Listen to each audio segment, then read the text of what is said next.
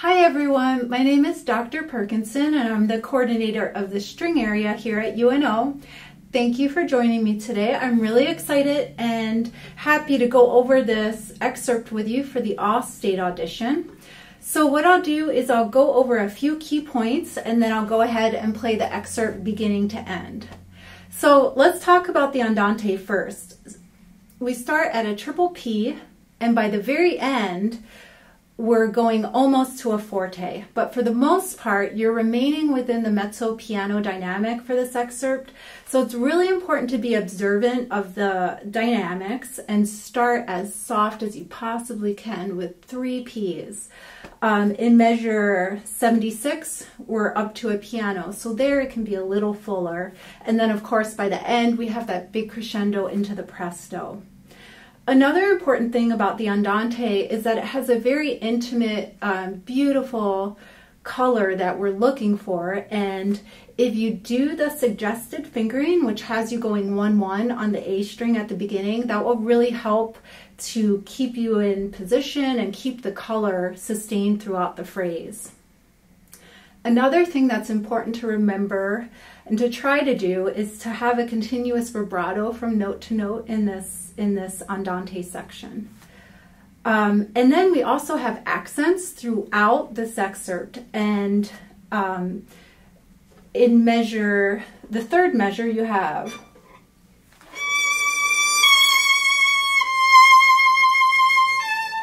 so you have 2 accents in a row, and they're both within the D crescendo. The same thing happens in measure 78.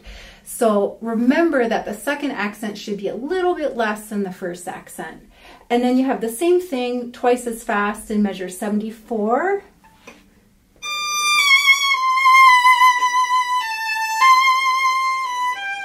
So again, it's within the D crescendo, so keep every accent a little bit less than the one before.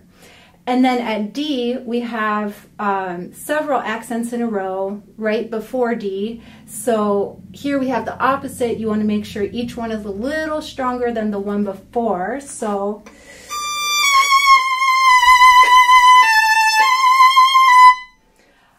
okay, and then we have the presto, which is very different. Not only is it a different meter than the andante, but the character is very, very different. So before we talk about the presto, let's talk about the transition from the andante to the presto.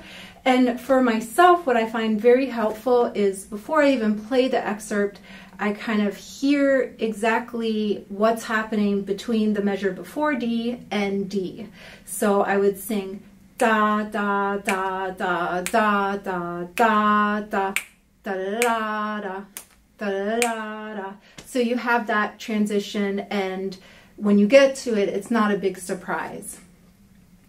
One other challenge about this presto is the intonation. We have a lot of tiny half steps up high, so it's important that your fingers are actually pushing the other fingers out of the way so that those half steps are really in tune up high.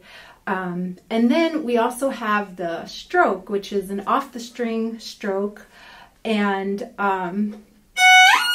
before E. So we have that stroke which works in a fast tempo. If your tempo is a little bit slower, you may have more of a brush stroke like this.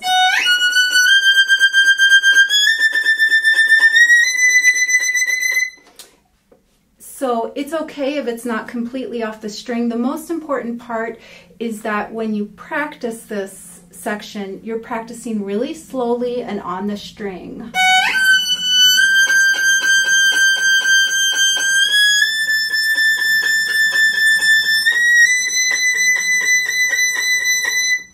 And from there, you can up the tempo. Make sure the intonation is really good and that you're getting a nice, clean, clear sound for every note.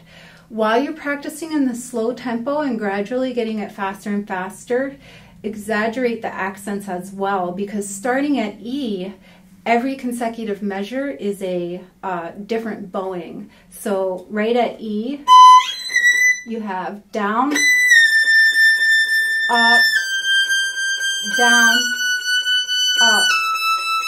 so on and so forth. So that can get a little tricky with the coordination, but really exaggerating the accents at a slow tempo can really help with that. So the most important thing for the presto is that you play it at a tempo that feels comfortable to you and that it sounds clean and clear to your own ear. If it's not completely off the string, it's okay. Just play it at a tempo that works for you.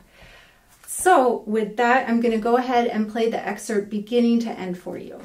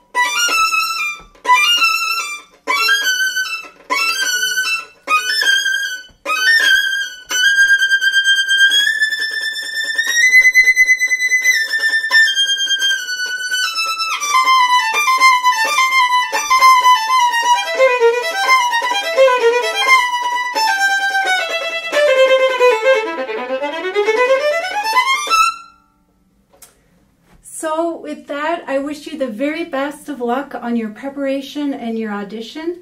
Thanks so much, and I look forward to working with you all in the future.